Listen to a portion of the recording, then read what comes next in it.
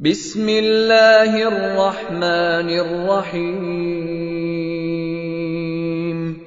اقرأ باسم ربک الذی خلق خلق الانسان من علق اقرأ وربک الاکرم الذی علم بالقلم علم الانسان ما لم يعلم كلا إن الإنسان ليطغى أن رآه استغنى إن إلى ربك الرجعى۔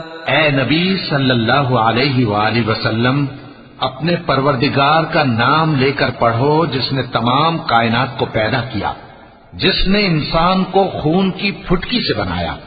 پڑھو اور تمہارا پروردگار بڑا کریم ہے، جس نے قلم کے ذریعے سے علم سکھایا اور انسان کو وہ باتیں سکھائیں جن کا اس کو علم نہ تھا، مگر انسان سرکش ہو جاتا ہے اس بنا پر کہ وہ اپنے آپ کو بے نیاز سمجھتا ہے۔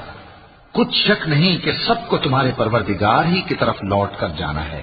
أرأيت الذي ينهى عبدا إذا صلى أرأيت إن كان على الهدى أو أمر بالتقوى أرأيت إن كذب وتولى ألم يعلم بأن الله يرى كلا لئن لم ينته لنسفعا بالناصية ناصية كاذبة خاطئة فليدع ناديه سندع الزبانية كلا لا تطعه واسجد واقترب۔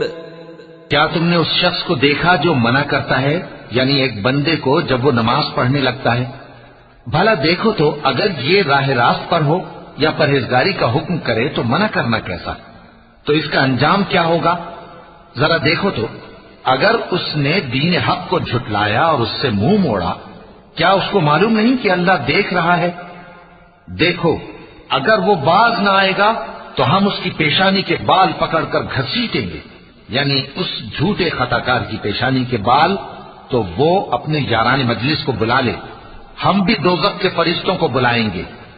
دیکھو اس کا کہا نہ ماننا اور سجدہ کرنا اور اللہ کا قرب حاصل کرتے رہنا۔ چونکہ آیت سجدہ تلاوت کی گئی ہے لہذا سامعین پر سجدہ واجب ہے۔